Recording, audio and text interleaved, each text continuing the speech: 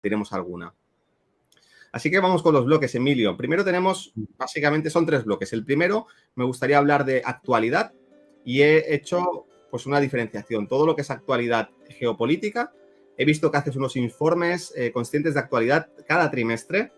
Creo que el siguiente te toca en un mes, así que no sé si te lo habrás preparado o no, pero me encantaría poder hacer un poco ese análisis de actualidad trimestral en cuanto a lo social, económico y político, que es por donde se mueve.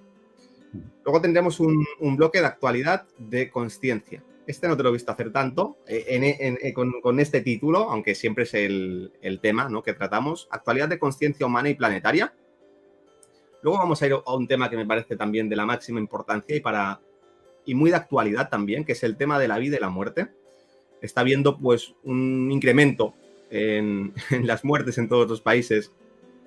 Parece ser que por motivos aparentemente no muy claros, según los medios, y eso hace que, pues bueno, que esté, si siempre está presente, pero si cabe, pues todavía más con los años que estamos viviendo. Y me gustaría enfocarlo desde el misterio de la vida, el misterio de la vida y de la iniciación y el sentido profundo de la vida. Esto tiene bastante que ver también con La gestión del misterio, que es un libro que hiciste con el querido Javier León. Hablar también del misterio de la muerte consciente, las señales del tránsito y las experiencias cercanas a la muerte, que es algo que a ti también te toca muy cerca por las experiencias que has vivido. Y finalmente el tercer bloque más abierto, el tiempo que quede, pues algunas preguntas del público. Así que no sé si quieres añadir algo, Emilio, comentar algo o entramos ya. No, vamos a entrar en materia porque el guión que has hecho es bastante amplio, así que sí, merece la pena que entremos en materia ya. Quería tocar todos los registros, que es difícil tenerte y me apetecía mucho, me ha costado sintetizar más. Así que vamos con el primer bloque, la actualidad geopolítica. Vamos a hacer un poco una revisión de cómo están las cosas, sobre todo cómo se van moviendo en el último trimestre, porque esto va muy rápido y estamos saliendo del verano y entrando ya, cuando nos vayamos a dar cuenta, en otoño. Así que te cedo la palabra, Emilio. Bueno, pues como tú apuntabas, Indica, efectivamente, para Ecocentro Televisión hago trimestralmente un informe que se llama así, Informe Trimestral de Actualidad, donde intento abordar los temas que están ahí en los informativos, entre comillas, pero de una forma consciente. Y no es dentro de un mes, es la semana que viene, el día 13 de septiembre, tengo el informe trimestral correspondiente ahora. Y bueno, a partir de ahí, yo diría que hay unos grandes temas que lógicamente de trimestre a trimestre, y yo diría que incluso últimamente ya de año a año, se van manteniendo como los temas que para mí creo que son los fundamentales. Y bueno, acabamos de terminar un verano que ha traído una serie de experiencias y siendo muy telegráfico, Indica, yo diría que no se le presta todavía la suficiente atención, pero siempre que hablamos de la actualidad, geopolítica, social, etcétera, etcétera, todo lo que tiene que ver con las distorsiones electromagnéticas, tengo un convencimiento íntimo de que está adquiriendo una enorme importancia. Es decir, en la medida en el que la infraestructura de la tecnología 5G va haciéndose una realidad y sin entrar a valorar en lo que es la tecnología 5G, si es útil, si no es útil, si es necesaria, si no lo es, sus ventajas, sus desventajas. No, yo me planteo algo más sencillo. Es la infraestructura operativa, tecnológica, que la tecnología 5G, para que funcione, precisa y necesita. Esas decenas de miles de satélites que se están lanzando y orbitando en torno a la Tierra, los millones de estaciones bases que se sitúan sobre la faz del planeta y las comunicaciones electromagnéticas continuas entre todos esos satélites, entre sí y con las estaciones bases, y las estaciones bases con los satélites. Esto lo que significa es que la humanidad y la madre Tierra en su conjunto estamos metidos en una tela de araña que cada vez es más densa, una tela de araña electromagnética. Y ya por ahí aparecieron antes como vanguardia lo que se llaman las personas de alta sensibilidad, ¿verdad? Indica que nos venían avisando de los efectos que estas distorsiones electromagnéticas tienen para la vida en general y para el ser humano en particular. Y creo que en estos momentos estas distorsiones electromagnéticas están ya afectando de un modo que la mayoría de las personas afectadas no se dan ni siquiera cuenta. pero que tienen que ver con nuestro estado de ánimo, tienen que ver con nuestro carácter, tienen que ver con nuestro día a día. Percibo que hay demasiadas personas que van por la vida como si estuvieran agriadas, un carácter agrio, como enfadadas, tensas, como encolerizadas, que saltan a la primera, ¿no? Eso evidentemente tiene también motivos emocionales y mentales, pero creo que hay un telón de fondo de distorsiones electromagnéticas que, ya que me has preguntado, creo que es un tema que cuando hablamos de la actualidad tenemos que tener muy presente. Las distorsiones electromagnéticas crecientes en esa tela de araña en la que estamos metidos. Y desde luego, después de lo que han sido en todo el hemisferio norte durante el verano, en estos últimos meses, las famosas olas de calor, etcétera, etcétera, el cambio climático.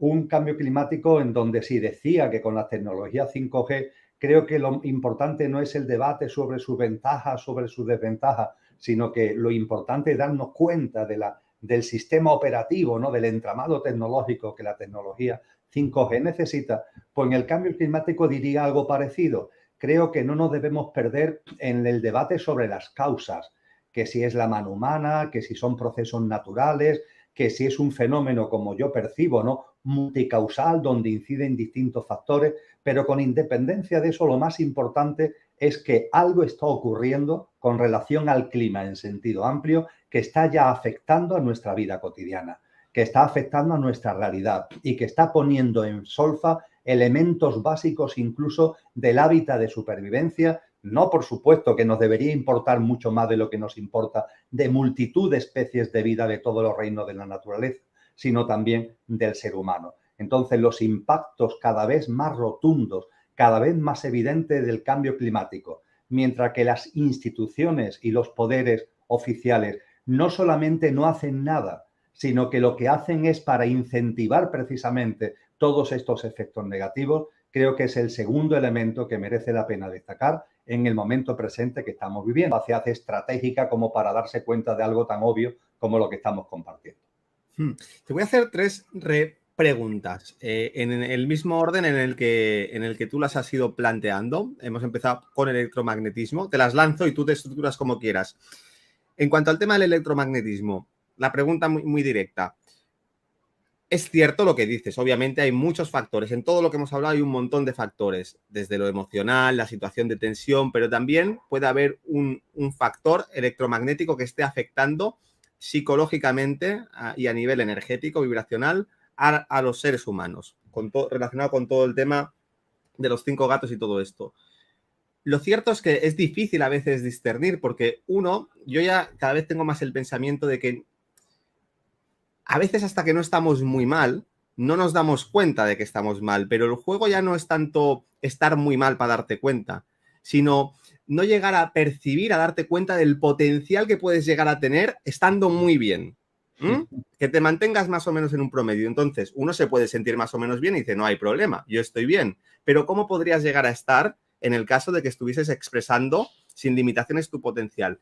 Entonces, en relación a este tema, ¿cómo crees o qué reflexiones has llegado en cuanto a cómo protegerse de ese electromagnetismo? Si crees que ese electromagnetismo obviamente no afecta igual a todo el mundo, pero en el caso de que esté afectando, si tu nivel vibracional es alto y tú tienes una capacidad de transmutación, tienes un cuerpo energético bien estructurado, con una buena cantidad de energía, con capacidad de irradiar, ¿hasta qué punto eso puede proteger? Primera pregunta. Segunda, en cuanto al tema del cambio climático, ¿qué porcentaje crees que es causa humana y qué porcentaje tiene que ver con cuestiones astrológicas del Sol, del planeta Tierra, de ciclos, igual que hay estaciones a lo largo de todo un año, igual que hay día y noche, hay ciclos que son mayores, algunos muy amplios, otros intermedios y cuesta más discernir porque no tenemos registros ni tenemos una vida que nos permita ver esos patrones? Entonces, ¿hasta qué punto crees que se mueve ese porcentaje? Porque probablemente haya un porcentaje, haya más de un factor. Y por último, en cuanto al tema de la Tierra plana que has introducido, pregunta también muy directa. Desde que hablamos ha pasado mucho tiempo, hay mucha información, tú eres una persona muy bien informada. ¿En qué punto está este tema? Tanto si consideras que hay argumentos de valor para poder justificarlo, como si consideras que hay argumentos de más peso para considerar que la Tierra es esférica, y en tanto un caso como en otro, ¿cuáles crees que son las motivaciones, tanto para introducir un tema que está cogiendo tanta fuerza como el de la Tierra plana, como en el caso de que sí, te inclines más hacia una posibilidad de Tierra plana, entendiendo que cuando hablamos de Tierra plana no hablamos de ese modelo de una pizza que se cae el agua por los lados, sino hablamos de un modelo muy complejo, científico, que trata de explicar desde la ciencia cómo funciona, cómo ese modelo que nos has explicado puede funcionar, ¿no? en una Tierra plana, multidimensional, etcétera, etcétera. Entonces, ¿cuáles serían las motivaciones que hay detrás? Muy bien. Empezando por la primera cuestión que planteas. Sin ningún tipo de duda, cuando un ser humano en conciencia va avanzando en su plenitud, eso genera en nosotros un campo de fuerza vibracional. Y ese campo de fuerza vibracional, entre comillas, aunque no sea su objetivo, pero nos protege de las distorsiones electromagnéticas de nuestro entorno. Es decir, la expansión de la conciencia, que per se tiene un valor importantísimo, como elemento secundario y también significativo, genera un campo de fuerza que nos permite estar aislados o paliar en gran medida esas distorsiones electromagnéticas.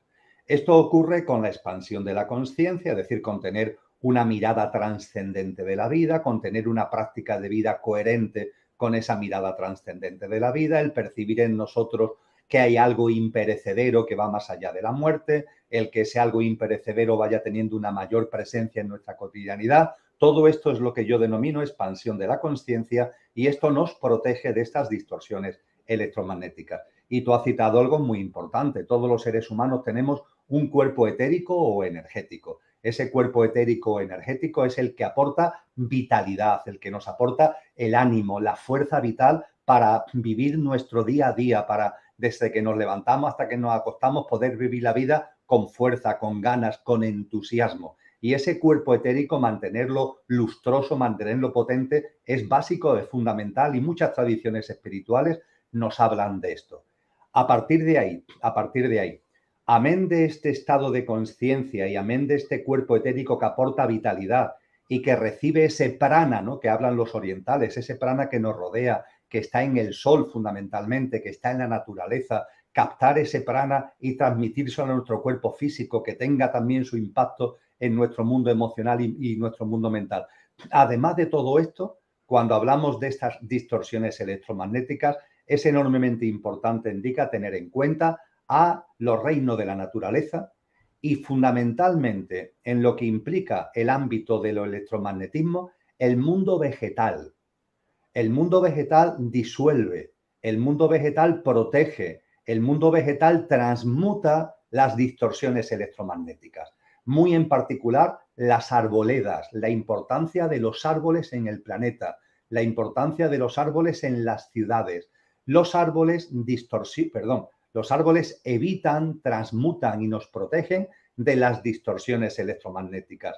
Y algo que en estos momentos estoy estudiando, pero que es prematuro el compartir contigo resultado definitivo, es precisamente cómo en el mundo entero llevamos ya varios años donde hay una acción continua por parte de los poderes oficiales, instituciones, gobiernos locales, gobiernos regionales, gobiernos nacionales, de destrucción de la arboleda. Se están destruyendo árboles como nunca. En la ciudad donde yo vivo, en la ciudad de Sevilla, en los últimos años se han talado más de 5.000 árboles. Se habla mucho, fíjate, ¿no?, de emergencia climática. Sin embargo, no hay ningún problema para talar árboles. Mi percepción es que detrás de eso no solo hay inconsciencia, que la hay, claro, el matar a esos seres vivos, pero también puede haber una influencia de esos que están detrás moviendo hilos porque son conscientes que esas arboledas dificultan su objetivo de que a través de esas distorsiones electromagnéticas puedan afectar, como tú muy bien has dicho, a nuestro estado de ánimo, puedan afectar a nuestro carácter. A ese respecto, y termino, la musicoterapia nos enseña cómo los hercios que están en nuestro entorno, influyen en nuestro estado de ánimo, influyen en nuestras emociones y cómo no es lo mismo tener una vibración determinada en hercios que otra vibración en hercios. Tú y yo, a la hora de relajarnos o a la hora de estudiar o a la hora de hacer cualquier cosa, el tener un tipo u otro de música, un tipo u otro de frecuencia vibracional en nuestro entorno, influyen. Esto es algo, repito, que la musicoterapia tiene absolutamente puesto de manifiesto y que nos puede ayudar a entender todo lo que implica las distorsiones electromagnéticas a las que estamos haciendo referencia. Después, la segunda cuestión que me planteaba, ¿me la recuerdas telegráficamente, Indica, simplemente? Sí, las causas del cambio climático, Perfecto. básicamente. Bien, tú me hablabas de unos tantos por cientos. Hombre, dar tantos por ciento es demasiado aventurado, pero yo me atrevería a decir que a lo largo de la historia de la humanidad, los ciclos mayores y menores a los que tú has hecho referencia, el ciclo de las radiaciones solares, de las manchas solares, los propios ciclos vitales, porque es un ser vivo de la madre tierra, han tenido el protagonismo de lo que el cambio climático es y significa. De una manera o de otra, siempre ha habido cambios climáticos a través de toda la historia de la humanidad y el protagonismo ha sido con un tanto por ciento altísimo el de esos ciclos de la madre tierra y esos ciclos del sol. Es decir, podríamos decir, por tanto, que el protagonismo claro, yo diría que en torno al 80, 85, 90% ha sido de fenómenos, de ciclos naturales. Esto cambia a partir de la revolución industrial, es decir, a partir de esas dos grandes oleadas de revolución industrial que se dan en el siglo XIX y que hace que a partir de 1870 la humanidad construya cada vez de una forma más global una sociedad industrializada, con todo lo que ello ha ido trayendo en las décadas siguientes. A partir de ahí, las influencias de lo natural siguen presentes, por supuesto, pero ha ido aumentando cada vez más el protagonismo de la mano humana. Es decir, esa mano humana que podía ser un 10% hablando en términos históricos, ha ido aumentando su peso, ha ido aumentando su peso, ha ido aumentando su peso. Y en mi modesto entender de las cosas, ahora con otros especialistas publico un libro sobre cambio climático que saldrá en diciembre de este año 2022. Hoy día el tanto por ciento mayor es la mano humana. Yo diría que hoy día la mano humana tiene un peso de en torno a 2/3 del cambio climático que estamos viviendo y 1/3 se debe a fenómenos naturales. Se ha invertido la tortilla por completo y por supuesto que los procesos naturales tienen importancia, pero el protagonismo está en una sociedad, en un sistema socioeconómico que por sus pilares, por sus cimientos, por su despliegue y por su desenvolvimiento daña gravísimamente a la madre tierra y daña gravísimamente al hábitat también de supervivencia del ser humano. Todo además de una forma que entiendo que es querida y consentida por los que dirigen el sistema, porque de lo que se trata precisamente es de tener a la tierra malherida. A nosotros se nos quiere enfermos, se nos quieren distorsionados, se nos quiere vulnerables, porque de esa forma, como tú decías, lo decías muy bien, oye, no se trata de encontrarte medio bien. Si estuviéramos en plenitud, una persona en plenitud es cuando se plantea las grandes cuestiones de la vida, cuando estamos en una situación de vulnerabilidad, cuando estamos en una situación que no es de agotamiento, pero se le parece, estamos un tanto al límite, no nos podemos plantear otra cosa que la mera subsistencia, que la mera supervivencia. ¿Cómo vamos a traer a nuestra vida grandes preguntas? Buscar la verdad, ¿no? Como decía Cristo Jesús, busca la verdad, busca la verdad. ¿Cómo vamos a buscar la verdad si en mi día a día estoy con la lengua afuera o estoy al límite de mis fuerzas? Se nos quiere así. Y no solamente se nos quiere así como humanidad, sino que también se quiere a una madre tierra agotada, una madre tierra calentada, una madre tierra que además ese calentamiento sirva para meter prácticas de vida que al ser humano lo enfríe desde el punto de vista de su espíritu, de su fuerza vital, de su creatividad. Así que creo que esos tantos por ciento siempre están presentes lo natural y la mano humana, pero creo que en las últimas décadas ha habido una inversión absoluta de los porcentajes. Y yo me atrevería a decir que la mano humana hoy supone no menos de 2/3 de lo que es el impacto de eso que llamamos cambio climático, Indica.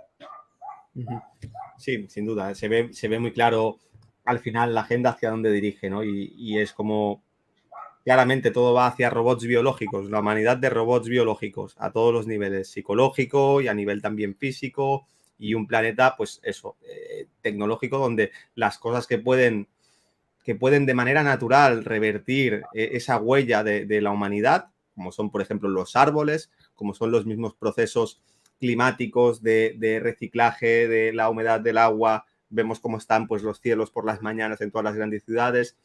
Pues bueno, uno puede deducir fácilmente, sin llegar a lo mejor a saber con total claridad, ¿no?, cuál es el resultado final que se busca, pero sí la dirección en la que va. Y faltaba un tema de una repregunta, que es el de la tierra plana. Sí, lo hemos compartido, como yo recordaba hace un rato en otro programa.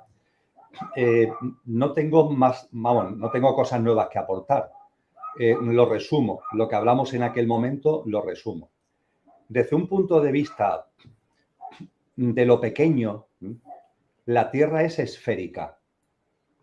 Ya los matemáticos griegos hicieron la demostración a través de la sombra de obeliscos, pusieron de manifiesto ese carácter esférico de la Tierra.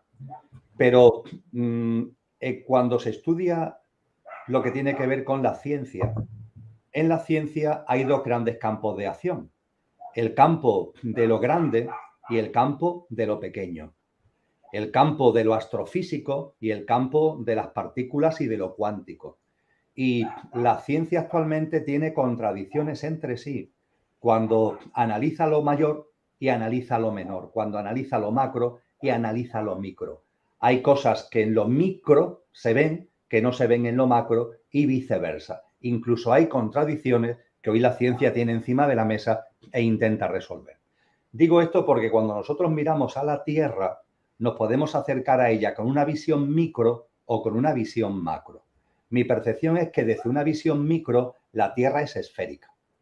A partir de ahí, ¿por qué hay incluso ámbitos científicos que se plantean?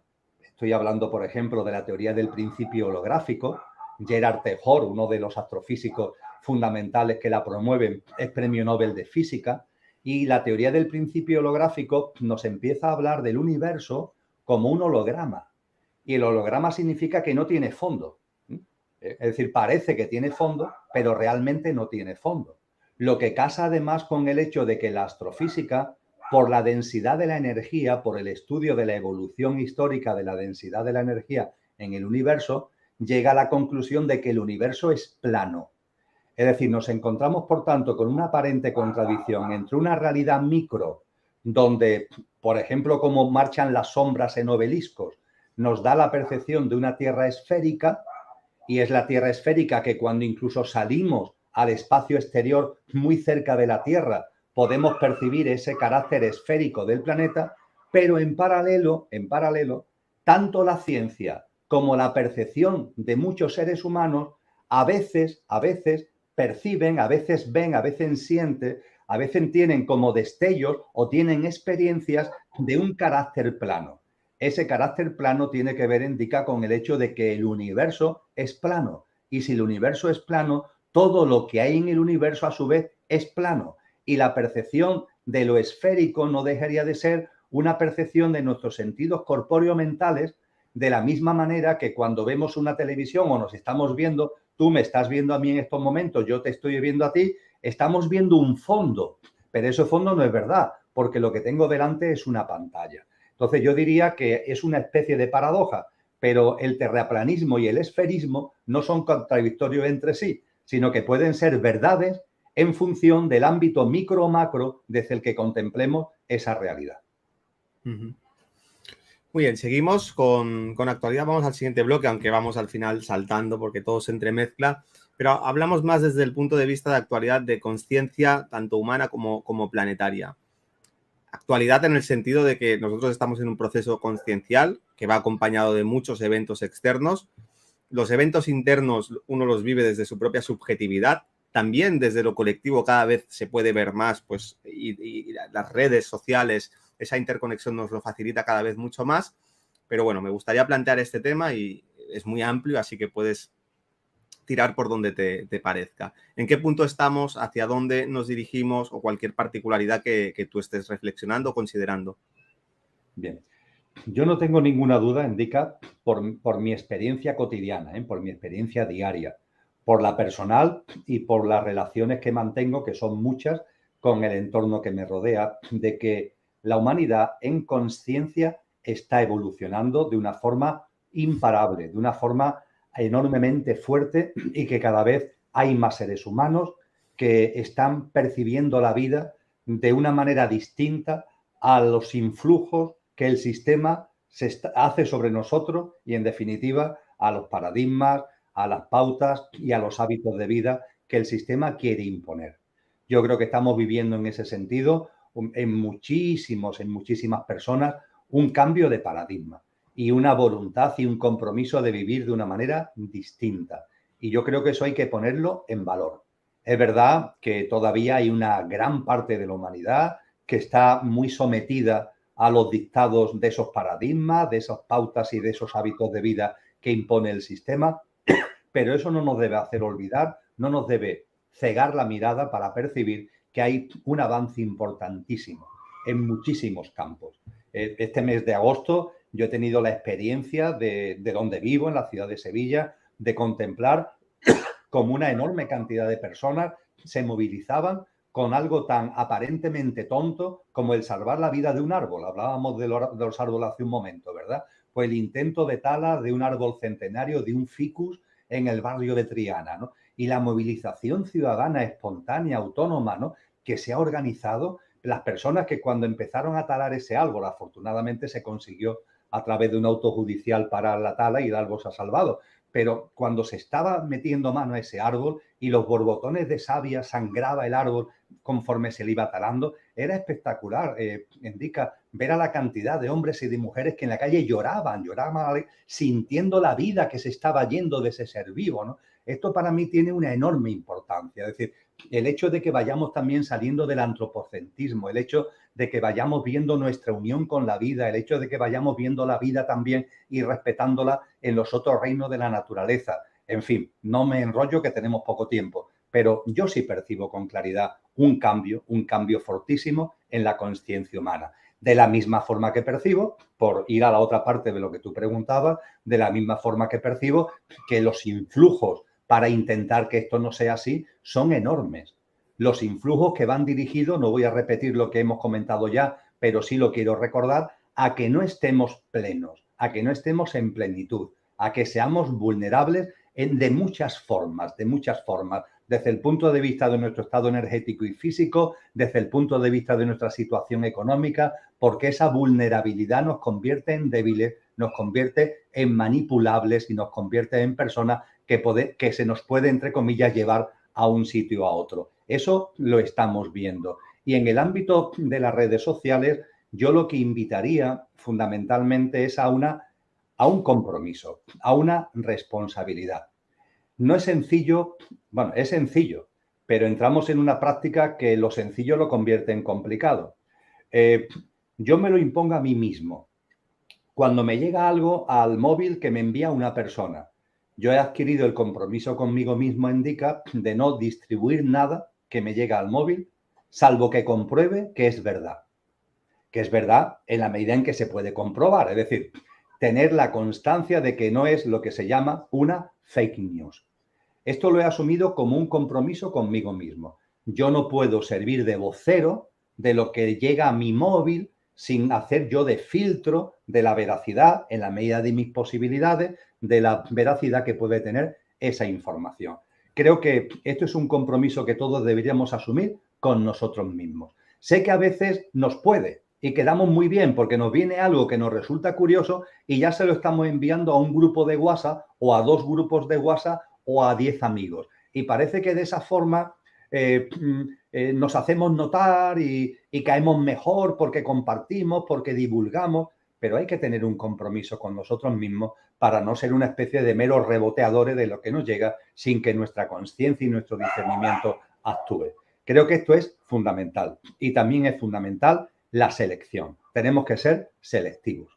Tenemos que tener muy claro que en el mundo de las redes hay de todo y creo que ya somos mayorcitos o deberíamos serlo como para tener muy claro cuáles son aquellas plataformas, cuáles son aquellos canales, cuáles son aquellas personas que merecen la pena escuchar, que merecen la pena sintonizar, que merece la pena atender. Y a partir de ahí, todo lo demás, que hay un enorme jaleo, un enorme ruido, dejarlo a un lado. creo que tenemos que ser muy selectivos. Hay plataformas, no es por regalarte los oídos como la tuya, que yo aconsejo. Oye, que estás interesado en otra versión de la realidad, en cuestiones que no aparecen en los informativos. Por ejemplo, pues el canal de Enrique es un canal magnífico para que estés al tanto. Aconsejo el tuyo y otros canales, ¿no? Pero hay que ser selectivo, no vale cualquier cosa. Creo que tenemos que ser ya de una vez mayores de edad desde el punto de vista de la conciencia. Y esto lo plasmo y concluyo, por tanto, en estas dos prácticas, que son prácticas de conciencia aplicada a las tecnologías y aplicada a las redes sociales. No ser reboteadores, hacer una labor de discernimiento en lo que de mi móvil, no en lo que entra, que no puedo controlarlo, pero sí en lo que sale. Eso entra dentro de mi responsabilidad y tiene que ver con mi discernimiento igualmente el ser selectivo y no estar permanentemente enganchándome a todo lo que me dicen, ni a todo lo que me llega, ni a todo lo que hacen publicidad, ni a todo lo que me va llegando por un lado ni por otro. Porque eso nos mete en una maraña de confusión y finalmente altera nuestro ritmo de vida y a partir de la alteración de nuestro ritmo de vida, altera nuestro mundo emocional y altera nuestro mundo mental. Yo coincido en que cuando nos vamos a lo sutil, ni siquiera mucho, ya comprendiendo lo sutil como lo emocional y lo mental, que es, vamos, está a la orden del día y tiene un poderío en nuestra vida superior a lo físico. Al final lo físico sirve a lo emocional, podríamos decir casi. Cuesta mucho cuando nos vamos a lo sutil mantener un criterio y un discernimiento que en lo físico, porque es más tangible, se ve muy claro. Entonces está muy bien trazar analogías. Y lo que estabas diciendo de la información, para mí es muy claro, al moverme en redes y ir profundizando, porque profesionalmente es una herramienta y canales como Telegram, donde circula mucho la información. La información es un alimento, emocional y mental, y espiritual también puede serlo. Entonces, cuando uno pone delante suyo un plato de comida y está todo el día saturándose y comiendo cualquier porquería sin filtrarla, metiéndose cualquier mierda dentro del cuerpo, se entiende muy claramente, uno lo ve y saltan las alertas de que eso no es sano, no es saludable. Incluso tomas conciencia de que eso te está sentando mal. Pero cuando te vas a lo sutil, de lo emocional, de lo mental, de la información, tal como circula hoy en día, se pierde esa referencia. Y estoy muy de acuerdo en que no llegamos a percibir la gravedad, la dimensión de ese hábito de ser reboteadores de información constantemente, de no filtrar, de no tener tampoco un criterio para discernir en qué porcentaje algo que puede ser bueno llega a ser malo, como la medicina, como el alimento. La medicina es saludable, pero la tomas en dosis microscópicas o incluso homeopáticas, y ahí es donde produce un efecto positivo. Entonces, con la información negativa, con todo esto, ya estando las cartas encima de la mesa, creo que hay que ser muy cuidadoso y entender que es importante nutrirnos de todo, pero que hay alimentos que tienen que ser mucho más abundantes, como las verduras, como la comida fresca, ecológica, como el agua, y hay otros que tienen que ser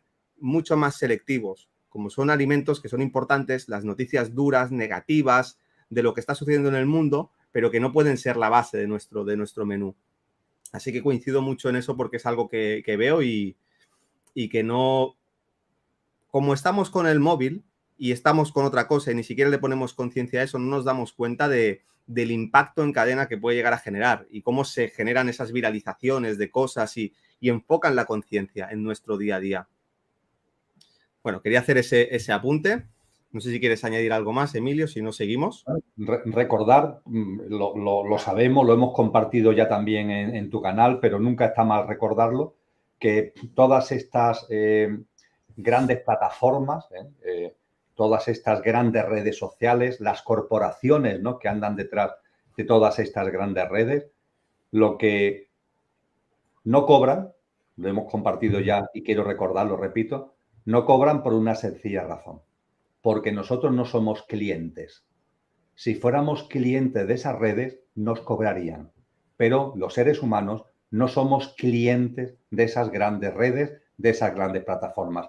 Somos el producto que venden. Somos el producto que venden. Por eso precisamente no nos cobran. Todo lo contrario, nos tendrían que pagar, porque nosotros somos el producto que venden. Tienen un control absoluto, un monitoreo continuo y profundo de todo lo que vemos y no vemos, hasta qué punto lo vemos y lo dejamos de ver, etcétera, etcétera, etcétera. Y todo eso, con sus algoritmos, lo condensan a través de una serie de ratios donde miden nuestro mundo emocional, donde miden nuestro mundo mental, donde miden nuestros gustos, nuestras aficiones, etcétera, etcétera, etcétera. Y todo esto, finalmente, esto es un producto que se vende. Se vende a grandes corporaciones a modo de marketing para procesos de venta, se vende a gobiernos que quieren también tenerlos monitorizados y controlados y, por tanto, tener esa conciencia, no perderla.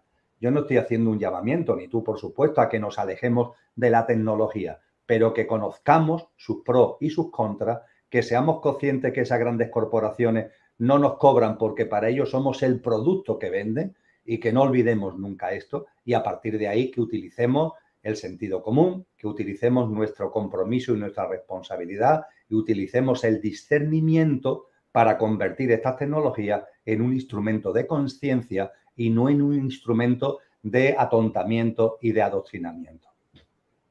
Y también comprender esto que dices del algoritmo, que es fundamental. O sea, hay algoritmos que son ya inteligencias artificiales súper inteligentes que aprenden, sobre todo cuando miras como lo que es YouTube, Google. Hemos visto con la censura de una manera muy clara, porque no tenían otra opción, tenían que mostrar un poco eso, porque al final, si de manera orgánica la información la hubiesen dejado circular, la dejasen circular, eso sería un potenciador de la conciencia, de lo real, de lo orgánico, de lo que se está moviendo. Entonces es muy importante comprender que los algoritmos, por cómo están programados, porque el algoritmo al final está programado por un ser humano, pero están programados para no servir a la luz, para servir a la naturaleza inferior, por la propia, no digo, estoy convencido de que es deliberado, pero incluso aunque no fuese deliberado, simplemente por esas descargas de dopamina, eso que sirve a los instintos más primarios del cerebro límbico, lo sexual, lo morboso, aquello que despierta en ti, aunque solamente sea por eso, y creo que va mucho más allá, que hay algo deliberado para manipular la percepción de conciencia, la opinión pública, que es lo que crea realidad. De hecho, Julian Assange decía que a él lo que le horrorizó más es ver cómo todas las guerras se habían podido producir únicamente porque contaban con la manipulación de los medios de comunicación. Si no, ninguna guerra se hubiese podido producir. Con el respaldo de las mentiras difundidas por los medios de comunicación. Entonces, los algoritmos al final, cuando tú ves lo que te muestran, el tipo de música que sale, el tipo de programas, es todo para servir la naturaleza inferior. La parte instintiva, la parte que no conecta con lo trascendente, que no conecta con el trabajo interior. A lo mejor se da de manera orgánica.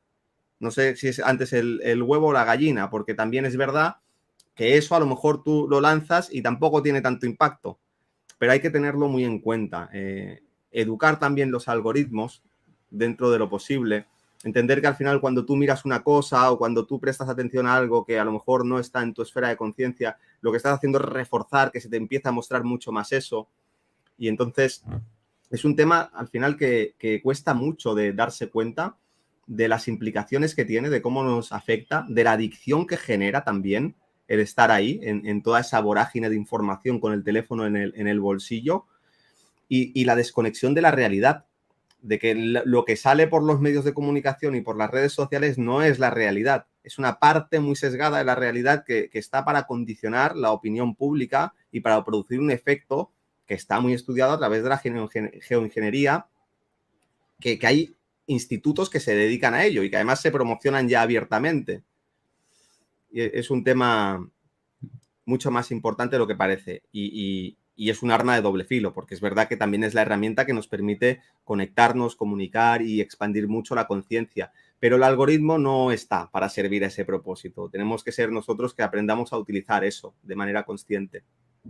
Bueno, adelante, Emilio. No, totalmente de acuerdo, Indica. No puedo aportar más de lo que tú has dicho, lo comparto al 100%. Muy bien, avanzamos, que van pasando los minutos. Nos vamos al siguiente bloque, vida y muerte. Vamos a hablar de la vida, del misterio de la vida, aunque a veces se viva la vida desde lo prosaico y no se profundice en eso, pero ahí es donde está el sentido de la vida, en el misterio y en lo profundo, de la iniciación, entendiendo la iniciación como que en la vida, a través de de entender el significado profundo de la vida, el propósito del perfeccionamiento, del trabajo interior, uno se va iniciando a nuevas realidades desde las tradiciones esotéricas, y en este libro se habla de ello, y en muchas de las corrientes espirituales que sigue se habla de la iniciación como procesos en los cuales tú te estabilizas en un estado de expansión de conciencia, en un estado vibracional, y hay diferentes etapas que marcan la madurez, igual que a nivel físico uno pasa por, es un bebé, es un niño, es un adolescente, es una persona pues más o menos mayor de edad, es una persona madura. A nivel de conciencia también se dan todos esos procesos, y ese es el primer bloque. Así que es bastante amplio y te cedo la palabra. Sí, es amplio, pero estamos hablando de un pilar fundamental de la vida y de la existencia. Llevo un tiempo estudiando en profundidad todo lo que tiene que ver, antes lo citaba de pasada, con la astrofísica. Siempre me ha interesado, tanto a mi esposa como a mí, es un tema que siempre nos ha interesado, pero hace un tiempo que ese interés lo estamos desplegando a modo de estudio profundo, a modo de estudio de grandes autores, de lo que son ahora mismo los referentes fundamentales, tanto desde el punto de vista personales como de escuelas científicas en el ámbito de la astrofísica. Y esto dará lugar en su momento a lo que esperamos que sea un libro sobre cosmogénesis, que intentará resumir en unos 30, 40 postulados lo que la ciencia indica hoy sobre la realidad del universo y la realidad de la existencia, sobre su origen y sobre su desenvolvimiento. Y intentaremos también ponerlo eso en relación con lo que nos enseñan las tradiciones espirituales. Bien, todo esto, ¿por qué lo comparto? Porque crece, indica, el convencimiento en el ámbito científico de que la vida en el universo es inevitable. Es decir, frente a la visión que se tenía antes de que la vida en el universo puede ser una excepción, una especie de accidente excepcional, hoy día cada vez son más los científicos que perciben, que ven que la vida llena el universo por completo, que se expresa, por supuesto, de multitud de formas, pero que llena por completo el universo. Y cada vez más son los científicos de renombre que incluso nos hablan de que el universo es una inmensa unidad de vida orgánica, una inmensa unidad de vida orgánica. Sería como un ser humano, pero a lo bestia. Es decir, lo que en nosotros son células, pues estaríamos hablando de planetas y de estrellas. Lo que en nosotros son órganos, estaríamos hablando de galaxias. Y todo tiene un sentido. Es decir, la visión de que la vida llena el universo y de que el universo es una inmensa unidad de vida orgánica lleva a su vez a la convicción de que no hay azar, de que no hay casualidades, sino que esa vida y el universo mismo se despliega con un sentido. Y sentido, es importante que lo recordemos, que tiene las mismas letras que destino y no es casual. Cuando hablamos de sentido, también hablamos de destino, se forma en castellano con las mismas letras. En definitiva, cuando hablamos del universo, cuando hablamos de la realidad majestuosa en la que vivimos, tenemos que percibirlo cada vez más como una vida en despliegue, como una vida en evolución, de la que nuestra vida forma parte, y forma parte, como muy bien ya nos enseñó Willy Jigger con su famoso libro La ola es el mar, no forma parte de una manera pequeñita como un grano de arena en el desierto, no. Es verdad que mi vida, la tuya, son olas en la gran vida, en el gran océano de la vida del universo. Pero siendo olas, somos también el océano, somos también la vida misma, porque es esa vida la que se está expresando, es esa vida la que se está expresando en ti. Cuando esto lo vamos, de alguna forma, no viendo intelectualmente, que es un paso evidentemente necesario, sino que lo vamos integrando, vamos comprendiendo lo que los orientales llaman el Tao. El Tao es que la vida es un camino, que la vida tiene un sentido. Y efectivamente, ese sentido de la vida es tan maravilloso que el símbolo del Tao es el yin y el yang, es decir, es un círculo donde una parte es negra y la otra es blanca, donde en la parte blanca hay un circulito negro, donde la parte negra hay un circulito blanco, para que rompamos dualidades y para que percibamos que la vida, teniendo un sentido, todas las formas de vida que hay en el universo la podemos vivir alineados con el sentido de la vida, lo cual significa ser sensatos y evolutivos, o en libre albedrío, las formas de vida como la humana que tenemos libre albedrío, podemos vivirla a contramano del sentido de la vida, es decir, lo podemos vivir de una forma insensata, es decir, de una forma involutiva. Y el Tao, el sentido de la vida y el sentido del universo, es tan majestuoso que todo lo admite e incluso tiene la capacidad de que lo que va a contramano de la vida, insensato, involutivo, darle la vuelta en conciencia a favor de la vida. Esto, dicen los maestros, no justifica el dolor, el sufrimiento que originan aquellos que van a contramano de la vida. Ir a contramano de la vida es el servicio a mí mismo, el yo, y yo soy aquí lo único que importa y lo único importante, pasando por encima de los demás, de los seres humanos, de las otras formas de vida. Eso origina dolor, eso origina sufrimiento, y los maestros nos dicen, ese dolor y ese sufrimiento no lo justificamos. Allá cada uno en su proceso evolutivo, su alma, etcétera, etcétera, al originar ese dolor y ese sufrimiento. Pero que seamos conscientes que en lo macro el sentido de la vida es tan majestuoso que incluso lo involutivo lo convierte en evolutivo. Llegado a este punto, cuando vamos teniendo esta comprensión de las cosas, Endika, nos han dicho los maestros, date cuenta, nunca vas a encontrar el sentido de tu vida. Nunca. Si lo que buscas es el sentido de tu vida, nunca lo vas a encontrar. Busca el sentido de la vida y cuando halles el sentido de la vida, encontrarás el sentido de tu vida. Porque tu vida no tiene sentido si no es dentro del sentido de la vida. Bajo la influencia de nuestra personalidad, bajo la influencia de nuestro ego, de nuestro pequeño yo, nos empeñamos, ¿no?, en buscar el sentido de mi vida, de mi vida. Y ahí están las sabias, ahí están los sabios que nos dicen, no busques el sentido de tu vida, busca, integra, date cuenta del sentido de la vida y a partir de ahí descubrirás inmediatamente cuál es el sentido de tu vida. Esto también, utilizando palabras que vienen de místicos españoles, vendría a decir algo así, utilizando un término que creo que hay que poner entre comillas, pero que, en fin, al hilo para no divagar demasiado, es el que voy a utilizar, que es el término Dios. A mí me gusta mucho más el término oriental de aquello, porque no se le puede, es innombrable, pero en fin, en Occidente se le llama Dios. Pues bien, lo que nos enseñan los místicos cristianos, lo que nos enseñan los místicos sufis, es algo tan sencillo como ve a Dios en todas las cosas. Ve a Dios en todas las cosas. Y a partir de ahí, ve todas las cosas con los ojos de Dios. Primero ve a Dios en todas las cosas y a partir de ahí ve todas las cosas con los ojos de Dios.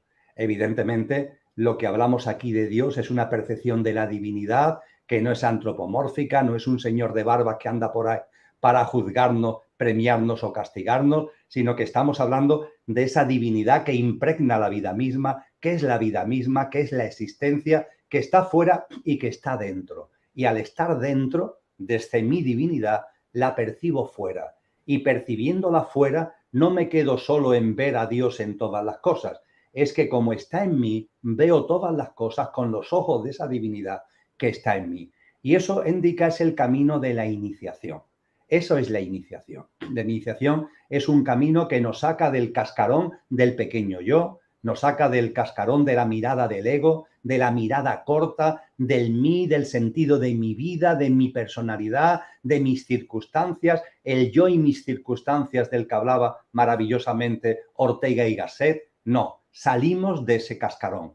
Tenemos una perspectiva más amplia de la vida y cuanto mayor vaya siendo esa amplitud en nuestra visión, iremos avanzando en lo que se llaman grados de iniciación. Los grados de iniciación son la integración de la vida como una realidad que te trasciende a ti, aunque a su vez tú eres parte inexorable e importantísima de esa vida, de la misma forma que el punto de una esfera es la esfera misma. y los procesos de iniciación de los que Javier y yo hablamos en el libro que tú has sacado a colación, que es un resumen, una aproximación a los procesos de iniciación que siempre se han enseñado en todas las escuelas de misterio, en todas las corrientes esotéricas y en todas las tradiciones espirituales, es precisamente eso. Sal del cascarón de tu pequeño yo y empieza a observar la vida con perspectiva. Decía Elena Blavatsky, monta en el ave de la vida. No vivas la vida aquí pegado a la tierra. Tienes que montar en el ave, tienes que tener perspectiva para percibir la grandeza, para percibir la grandiosidad de la vida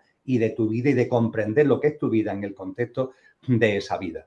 Y en definitiva también, y concluyo, esto tiene que ver con lo que se nos enseña especialmente en la ciencia del yoga, donde todo el camino del yoga es un camino que va dirigido a samyama, a la verdadera meditación, las fases superiores del Raja Yoga, donde en el estado superior de meditación, que es samadhi, el ser humano puede percibir, el ser humano puede experimentar, es el culmen, es la culminación, indica, de la iniciación, que esa barrera entre el yo y lo que me rodea, esa barrera entre el sujeto y el objeto es ficticia.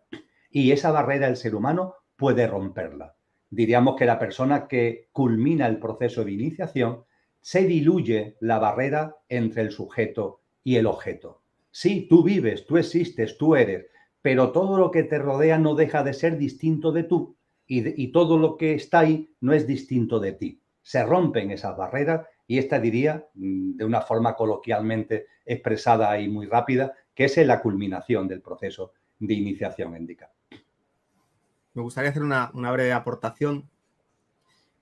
Claro que este tema es muy amplio y cada uno lo está mirando y lo está mirando desde un lugar, desde una posición diferente. Entonces, no es algo que se puedan dar recetas generales y hay todo un trabajo de trabajarse a sí mismo, ¿no? De empezar no por aquello que está lejos o aquello que es abstracto, sino por los conflictos que uno tiene, por las dificultades que uno va encontrando recurrentes en su día a día. Pero más allá de eso, yo también una de las cosas que creo que es súper importante reivindicar, porque si no caemos en el abordar toda esta cuestión desde esa mente concreta y racional con la que operamos en el día a día, es darse cuenta de que uno tiene que aprender a volar, como hacías referencia a Blavatsky, pero volamos con nuestra mente, volamos con nuestra imaginación. Es muy difícil que tú puedas tener una experiencia más allá de lo cotidiano, a no ser que te permitas viajar con tu mente hacia lugares o espacios o reflexiones o meditaciones de lo que no conoces. Los niños lo hacen maravillosamente. Los niños están en esta realidad física jugando y están en esa realidad subjetiva, espiritual jugando y están entremezclando las dos. Entonces, yo creo que es muy importante como adultos recuperar eso y darse cuenta de que no es un juego de fantasía, sino que es el juego de ir hacia los reinos psíquicos, los reinos de la imaginación y transportarte a esa mente abstracta que te lleva a otro estado de conciencia diferente, donde todo esto que estabas comentando cobra un sentido experiencial, porque te mueves en otra mente, que está más conectada con el espacio, que está más conectada con espacios, con sensaciones de plenitud, con el observador, con la contemplación y con empezar a vivir de verdad las mismas cuestiones que están enfrente tuyo, pero desde otro lugar. Yo creo que te escuché a ti hablar una vez de que no es tan importante el qué sucede, sino el cómo lo vives. Es muy difícil vivir el cómo de una manera muy diferente, a no ser que consigas ir un poco más allá de esa mente concreta, racional, en la medida de que no tienes una experiencia más allá de eso. Y hay que atreverse a experimentar y a jugar. Obviamente, el conocimiento es muy importante porque al final es un mapa que te señala caminos, pero hay que salir de lo intelectual y hay que irse hacia el mundo de las sensaciones. Obviamente hay que hacer un trabajo de silenciación interior y de evitar los conflictos, porque cuando vas hacia eso, lo primero que te vas a encontrar son todas las cosas que no has resuelto anteriormente. Y eso hace que la vida de verdad merezca, en cualquier circunstancia y contexto, merezca de verdad la pena vivirla. Creo que es muy importante tener en cuenta cuando hablamos de estas cuestiones, el desde dónde las abordamos? Me recuerda lo que acaba de compartir, una de las primeras canciones, creo que fue de las primeras que compuso Joan Manuel Serrat, que fue la banda además de una película, la segunda película que él interpretó siendo muy jovencito, Vivir para vivir, donde hablando de la vida, él dice, ¿qué más da que pegue o bese? ¿Qué más da que pegue o bese? Es la vida, es la vida. Recientemente leía una de las últimas cartas que escribió Oscar Wilde, la escribió desde prisión.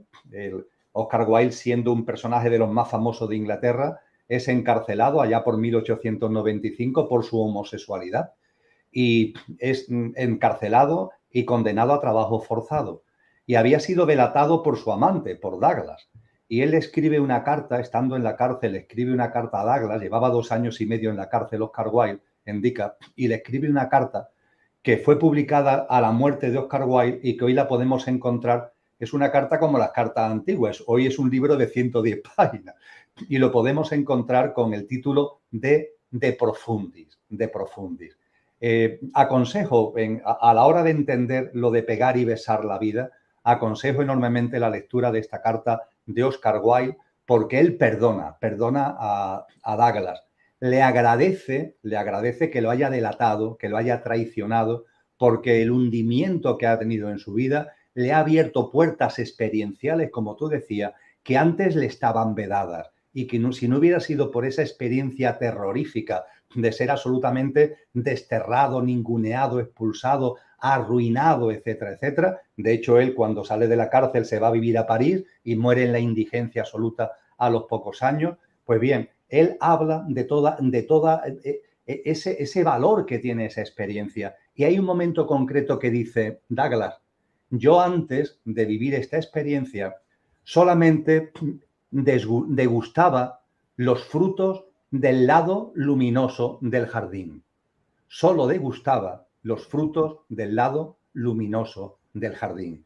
Gracias a la experiencia que estoy viviendo, me he dado cuenta de que también hay frutos en el lado oscuro del jardín. Y me he dado cuenta que esos frutos también me producen deleite. También son frutos dignos de degustar. Y hoy percibo los frutos, hoy saboreo los frutos de todo el jardín. El lado luminoso y el lado oscuro. La verdad es que es conmovedor cuando entramos en esto. Y por fin, para no enrollarme más, cuando hablamos de iniciación hay veces que me dicen, pero Emilio, yo no tengo tiempo de empezar a leerme tratados, tratados esotéricos, de escuelas de misterio, ni siquiera tengo tiempo de leerme el libro que tú y Javier habéis escrito a este respecto, porque no, algo mucho más breve, algo que pueda en 15 minutos, 10 minutos leer lo que significa la iniciación, los procesos que esto conlleva, la evolución que eso implica. Pues bien, hay un texto en Dica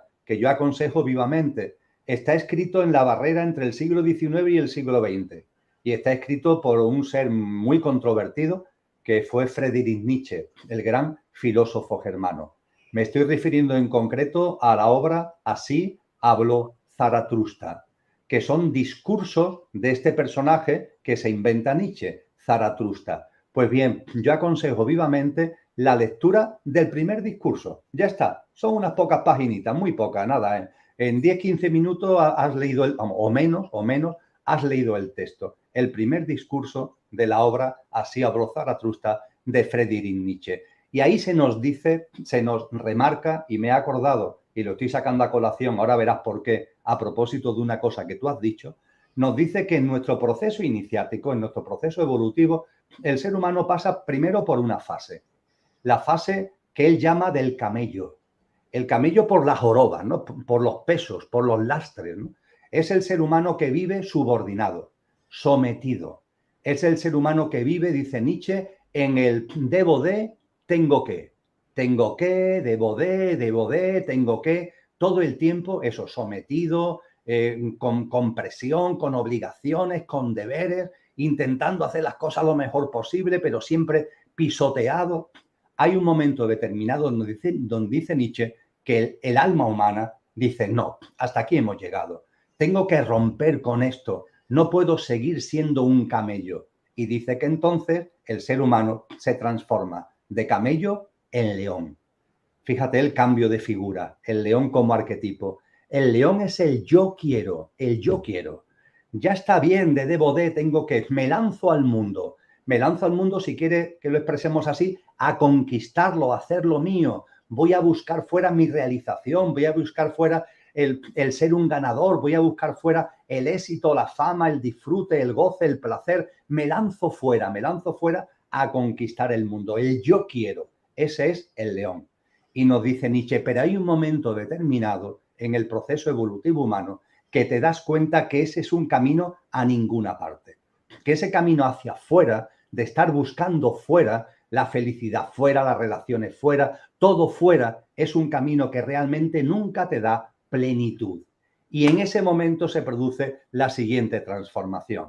La transformación de el león en niño, en niño. Fíjate lo que se habla hoy tanto del niño interior. Bueno, pues ahí en 1899 ya estaba el niño en escena en esta obra de Nietzsche. ¿Y el niño cómo vive? ¿Cuál es la forma de vivir del niño? La del camello, debo de, tengo que. La del león, yo quiero siempre ahí con la lengua afuera, hacia afuera. ¿Y la del niño cuál es? El juego de crear. El juego de crear. El juego de crear, como tú has definido muy bien, el juego de crear en conciencia. El ver la vida como de verdad la vida es, nuestra capacidad de interacción con ella continuamente y nuestra capacidad creadora. Y a partir de ahí ir elevando la vista, ir elevando nuestras pautas y hábitos de vida, y elevando nuestra visión de las cosas para que efectivamente podamos percibir y podamos realizar esa capacidad de crear, no desde el pequeño yo, sino desde nuestro verdadero ser que todos tenemos.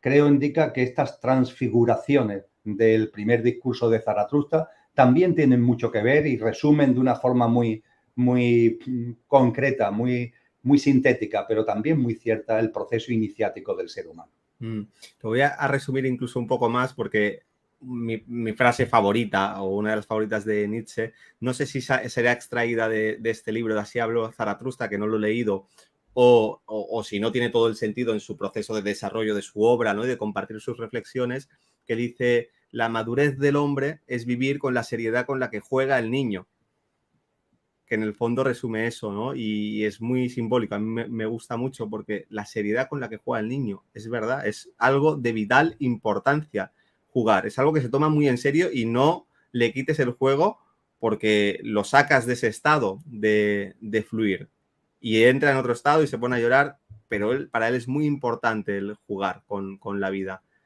Y eso, o sea, creo que lo complicado es llegar ahí, porque ahí no se llega a través de adquirir conocimiento, sino que hay que ir a tocar todas esas heridas, ya que hablabas del niño interior, ¿no? Todas esas huellas que van quedando, ¿no? Y ir quitando todo ese lastre para de verdad, ¿no? Poder volver a conectar, ¿no? Desde una madurez mayor, pero con ese estado de simple, ese estado además de bienestar, ese estado juguetón y ese estado donde estás dentro y estás fuera al mismo tiempo y vas jugando y vas moviéndote entre lo externo y lo interno, lo subjetivo y lo objetivo. Así que vamos un poco pasados del tiempo que habíamos pactado. No sé cómo lo ves, si compartimos unas preguntas del público o nos da para el último tema del bloque, que es la muerte, como tú prefieras, Emilio. No, yo lo dejo a tu elección, Indica, de verdad. No, por mi parte, encantado, lo uno, lo otro, como tú, lo dejo a tu elección, que para eso tú diriges el programa. Pues venga, vamos a extendernos un poquitín más, no hace falta que tampoco nos enrollemos muchísimo, pero el misterio de la muerte consciente, las señales, y esto buscando por ahí algún vídeo vi, que hablabas, no vi el vídeo, pero vi que hablabas también de las señales del tránsito y luego desde lo particular, tu experiencia personal, las experiencias cercanas a la muerte, que fue, yo creo, un momento muy culminante en tu vida que pues, fue transformador y que marcó una etapa, no sé hasta qué punto un cambio de dirección. Así que hablemos un poco de la muerte, del misterio de la muerte. Además he visto que entraban preguntas, así que las agruparemos con este bloque. Muy bien. Quizá lo primero a tener en cuenta de que todos los sabios y sabias que están ahí como referentes de la civilización, todas las tradiciones espirituales, todas las escuelas filosóficas trascendentes, multitud de textos y documentos desde hace milenios y desde hace muchísimo tiempo que el ser humano ha ido escribiendo y ha ido compartiendo. Todo lo que las experiencias cercanas a la muerte ponen de manifiesto, todo lo que nos indican las personas que tienen el don, porque cada uno tenemos nuestros dones, y hay personas que tienen el don de ver desencarnados, es decir, de ver almas que acaban de fallecer sus cuerpos físicos y que están desencarnando. Todo esto indica, para mí, son fuentes que hablan con claridad de que hay vida más allá de la muerte. No es una creencia, no, es algo que viene dado, que tiene el soporte en todas estas grandes fuentes, ¿no? Siempre que escribimos un libro, siempre que mantenemos una tesis o una hipótesis, necesitamos fuentes, ¿no? Para reforzar eso que estamos diciendo. Pues creo que hay fuentes muy importantes que nos hablan con claridad de que la vida es mucho más que la vida física. Diríamos que la vida es un continuum que se despliega por distintas habitaciones y fundamentalmente ahora estamos en la habitación de la vida física. Cuando nuestro cuerpo físico fallece, vamos a una especie de vestíbulo que es el tránsito por el que accedemos a la otra habitación de la vida, que es la habitación de la vida en el plano de luz. Pero la vida es un continuum y lo que somos, ahora está aquí en esta habitación. Cuando mi cuerpo deje de funcionar, pasaré a estar en la otra habitación. Y tanto en la habitación de la vida física como en la habitación del plano de luz, soy yo. El yo soy del que tanto nos han hablado las tradiciones espirituales, el ser. Hay que diferenciar, afortunadamente, otros idiomas no, pero el castellano lo permite, entre ser y estar. El ser es un continuum. El estar depende. Ahora estamos en la habitación de la vida, en el plano físico, y habrá un momento determinado que lo que somos estará en la vida de la habitación en el plano de luz. Creo que es muy importante tener en cuenta esta diferencia fundamental entre el ser y el estar. Dicho esto, la muerte consciente. ¿La muerte consciente qué significa? La muerte consciente significa que desaparece la muerte. Es decir, yo no tengo ningún tipo de duda, indica, de que este cuerpo y esta personalidad que es Emilio, hay un momento determinado que va a morir. Pero sé igualmente que lo que yo soy no se va a ver afectado por la muerte de Emilio. Es decir, la muerte de mi estar no va a afectar a mi ser. Y cuando se produzca ese momento, yo lo viviré no desde el estar, lo viviré desde el ser. Y lo que percibiré desde el ser y desde la conciencia, mira, ya llegó el momento. El coche que estaba utilizando ya ha dejado de funcionar. Me bajo del coche y voy a la habitación de la vida en el plano de luz. Mi ser pasa a estar en ese otro plano, en esa otra habitación, que es el plano de luz. Y lo hago con plena conciencia. Hay seres humanos a lo largo de la historia de la humanidad que esto lo han hecho una realidad. Yo aspiro a vivir mi muerte física de esta manera, un acabarse del estar, pero mi ser sigue en su plenitud, en conciencia vive esa muerte de este estar y su paso a ese nuevo estar en la habitación del plano de luz. Y hay una frase, hemos hecho referencia a distintos autores, ahora vamos a ir a algo que es mucho más que un maestro para mí, ¿no? Que es Cristo Jesús. Cristo Jesús, cuando ha resucitado, pasa 40 días aquí con su cuerpo de resurrección, que es el cuerpo etérico, el que utiliza, el cuerpo físico había fallecido, utiliza el cuerpo etérico como cuerpo de resurrección durante los 40 días que está aquí, y en esos 40 días se dirige a sus discípulos, los que están con él, y le dice, hay entre vosotros aquellos que no probarán la muerte. El no probar la muerte. El no probar la muerte, ¿qué significa? El no probar la muerte es algo que tenemos todos los seres humanos a nuestro alcance. Y el no probar la muerte significa que cuando el cuerpo muere, tú sigues en plenitud de conciencia. Estabas en plenitud de conciencia el minuto antes del fallecimiento o el segundo antes del fallecimiento y cuando el fallecimiento se produce, tú sigues en plenitud de conciencia. Estabas centrado en el ser y cuando cambia el estar, tú sigues centrado en el ser. Y no hay cambio en ti. Tú sigues siendo, tú sigues siendo ese ser. ese no probar la muerte, es el no probar la muerte de la que nos hablan muchas tradiciones. He cogido esta expresión de Cristo Jesús porque creo que es maravillosa para resumirlo, pero está en muchas tradiciones. Y el no probar la muerte significa también que en conciencia sabemos que, evidentemente, nuestra vida aquí es perecedera, pero también somos conscientes de que no es casual ni el cuándo ni el cómo, ni el cuándo ni el cómo. El cuerpo físico fallece no por casualidad.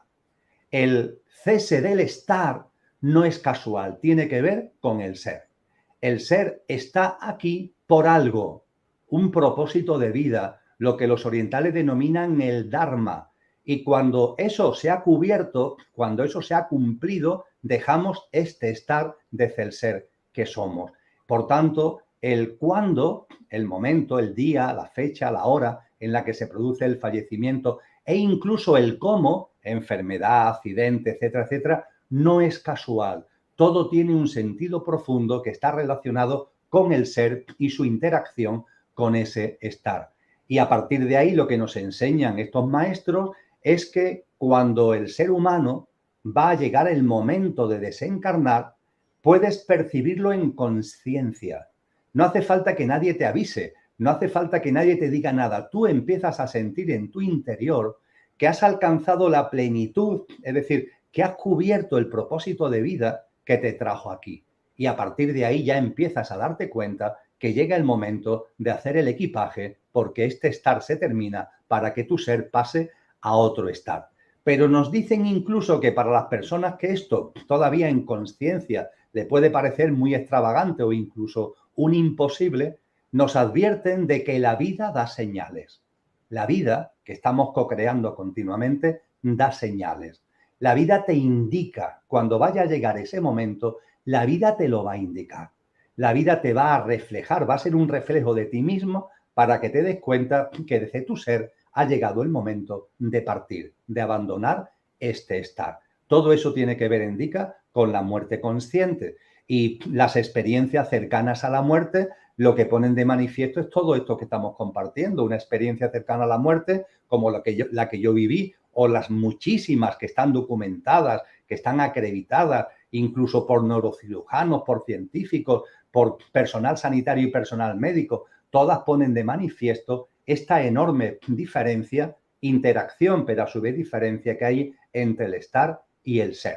Y la muerte consciente es el destino natural en conciencia del ser humano. Es decir, el hecho de que la muerte deja de existir. Eres.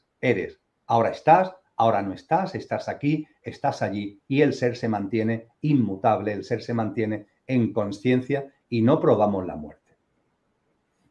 Yo creo que también es importante la noción de que cuando te mueres eres lo mismo que eras aquí. Es decir, si tú has estado en el estar solamente, pues ahí va a haber una gran confusión, porque donde siempre te has identificado está muriendo.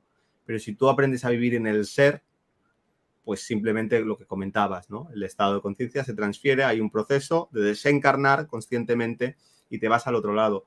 Y no he tenido la oportunidad de interactuar con algunas, pero no tantas como para poder tener referencias muy amplias o muy claras, pero desde luego he estado muy pendiente del proceso, estoy muy pendiente del proceso de nacimiento, de concepción y de crecimiento en la barriga de mi mujer y de cercano nacimiento. Y las señales son tremendas. Desde el segundo uno de la concepción, si estás atento y tienes una mínima sensibilidad, y los cambios energéticos que se producen son enormes. ¿Cómo no va a haber? Y de hecho, las pocas referencias que tengo de la muerte a través de algunas terapias que he realizado de personas que estaban cerca del proceso de desencarnar, también son muy claras, cómo la energía se va retirando del cuerpo y cómo se va focalizando una gran cantidad de energía ahí arriba. El cómo lo viva, cada uno, pues dependerá de lo presente y lo atento que haya estado viviendo a lo largo de su vida. Pero no puede haber un cambio, una transformación tan grande sin que haya señales. Hablo de señales sutiles o energéticas, pero que seguro se manifiestan también físicamente. De hecho, yo creo que coincide mucha gente, ¿no? De que en el momento de que la persona se está ya está desencarnando, hay cambios físicos muy claros. Claro, estamos hablando ya de un periodo que ya es muy evidente en las últimas instancias, pero que obviamente tiene una continuidad y que probablemente se note mucho, mucho antes. Al final estamos en lo mismo, ¿no? En que vas a morir como hayas vivido, generalmente, más allá de circunstancias kármicas, ¿no? Que uno pues, no puede saber. Bueno, vamos a compartir, si te parece ya, para cerrar, tenemos, ya que nos hemos tomado esta licencia, alargarnos hasta y media, un par de preguntas que hay. Vamos con, haremos un par que tengo por aquí localizadas. Vamos con esta de Virginia. ¿Qué opináis de la moda en el mundo espiritual de saber el origen estelar? Me rechina mucho. Para ti, Emilio. Bien, lo de origen estelar, me imagino que se refiere a que venimos de otros planetas, ¿no? Semillas estelares, el de dónde vienes, etcétera, etcétera, las razas con las que estás asociado, todas estas cuestiones. Desde el punto de vista de nuestro ser, que las tradiciones espirituales denominan fundamentalmente espíritu, somos realmente multidimensionales. Y si estamos en este plano, que es un plano de vibración, entre comillas, baja, es un plano maravilloso, pero desde el punto de vista de su gradación vibracional es un plano de baja gradación vibracional. Si la luz del espíritu llega aquí, significa que esa luz del espíritu está en todos los otros planos de mayor nivel vibracional. Es decir, si aquí hay un foco de luz y el foco de luz da aquí, significa que ese foco de luz no solamente está aquí, sino que está en todos los puntos intermedios que hay hasta aquí. Desde el punto de vista, por tanto, del espíritu, del ser, somos multidimensionales. Ahora bien, desde el punto de vista de la conciencia que somos en el plano humano, tenemos que tener una cosa muy clara. Cuando llegamos a este plano, nuestro proceso evolutivo se desarrolla en este lugar, en este sitio. Soy más concreto todavía. Nuestro proceso de reencarnaciones, que es un proceso dilatado en el tiempo, de evolución en conciencia, es un proceso que si se comienza en la Madre Tierra, desde el punto de vista de toda la evolución que en este plano corresponde, se desarrolla y se despliega en la Madre Tierra. No hay salidas a otros planetas, no hay salidas. Una vez que se llega aquí, podemos venir de donde vengamos, pero una vez que estamos aquí, todo nuestro proceso de reencarnaciones se desarrolla en la Madre Tierra. De hecho, el cuerpo etérico al que ha hecho referencia Enrique y al que he hecho referencia yo, el cuerpo etérico, el cuerpo energético que los seres humanos tenemos, ese cuerpo etérico lo tomamos del etérico de la Tierra. Es decir, cuando nuestra alma se encarna, cuando nuestra alma se proyecta para encarnar, lo primero que hace es moldear el cuerpo etérico, que es el molde después del físico, y ese cuerpo etérico coge la sustancia como si fuera el barro, pero el barro etérico lo coge del etérico del planeta. Con lo que nuestra primera madre es la Madre Tierra, que nos proporciona la sustancia etérica con la que el alma, como si fuera un alfarero, hace el jarroncito de lo que va a ser tu cuerpo etérico, mi cuerpo etérico. Después, en el proceso de fecundación y en el proceso de gestación en el vientre de la madre, le he dado la enhorabuena a Indica por su próxima paternidad en privado, aprovecho para hacerlo ahora en público. Pues bien, ahora van a tener una hermosa niña. Pues bien, esa hermosa niña está ahora en el vientre de la mamá. ¿Y la mamá qué es lo que ha hecho? La mamá, sobre el molde del etérico, le ha ido suministrando los componentes del cuerpo físico. Es como si el etérico fuera el tapete de un rompecabezas, de un puzzle que lo suministra la Madre Tierra, y ahora la mamá biológica nos da las fichas genéticas, celulares, que se van poniendo encima del cuerpo etérico para formar ese precioso bebé que después, cuando nace, es un ser humano que se desarrolla físicamente, emocionalmente, mentalmente. Todo esto lo estoy comentando para poner en evidencia la enorme ligazón que hay con la Madre Tierra.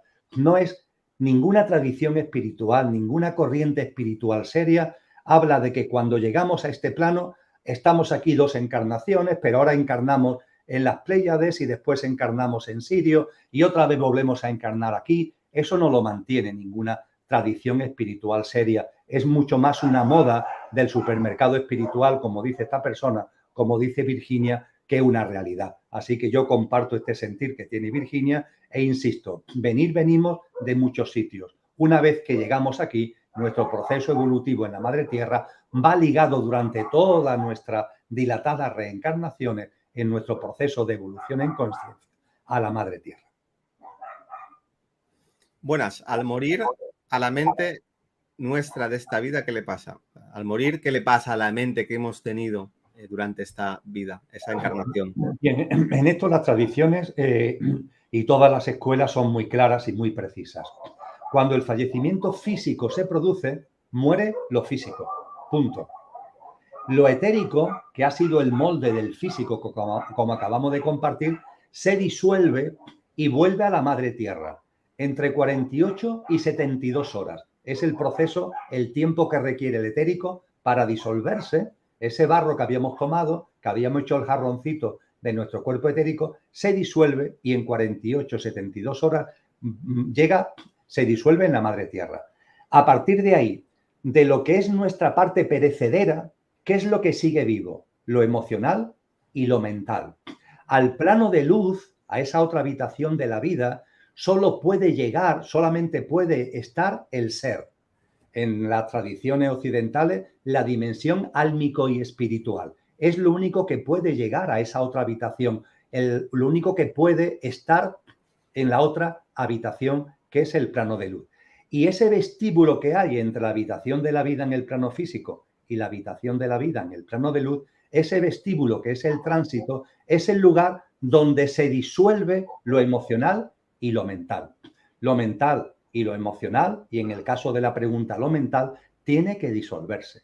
Y esa disolución en el tránsito, lo apuntaba también Indica, puede ser más o menos larga, puede ser más o menos, si queréis que utilicemos esta expresión, dificultosa. ¿De qué va a depender? De la densidad.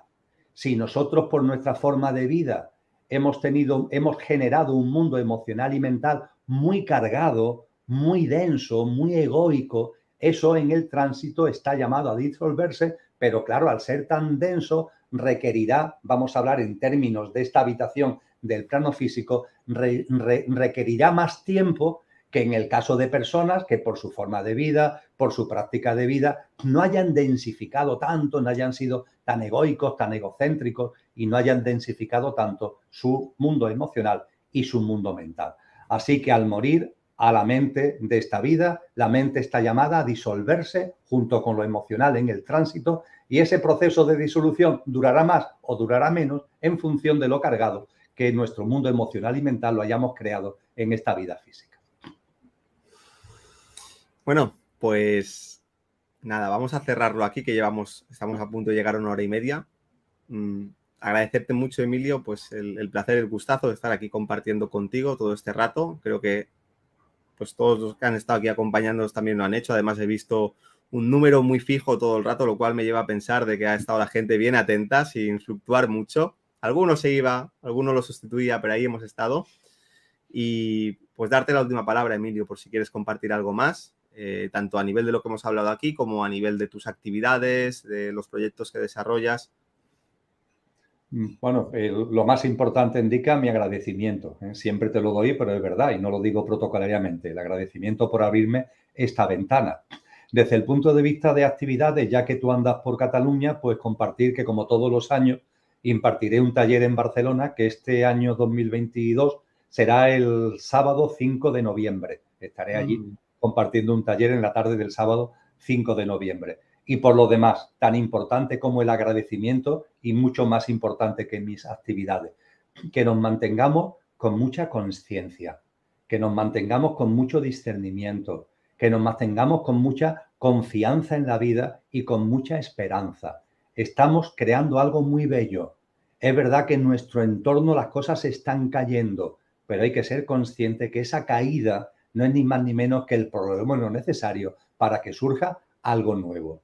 Estamos naciendo de nuevo cada uno y estamos dando lugar a algo hermosísimo colectivo que Cristo Jesús llamó una nueva generación humana y en ello estamos. Así que más allá de todas las circunstancias duras de la vida, de las noches oscuras en las que pueda estar cada uno, de la distopía en lo personal y en lo colectivo que estamos viviendo, permíteme que mis últimas palabras sean unas palabras de aliento, sean unas palabras de ánimo, sean unas palabras de confianza y sean unas palabras de conciencia. estamos creando algo muy bello y lo que late en el corazón de tantas personas y brilla en nuestras almas, lo estamos haciendo realidad con esa capacidad creadora a la que hemos hecho mención durante la grabación.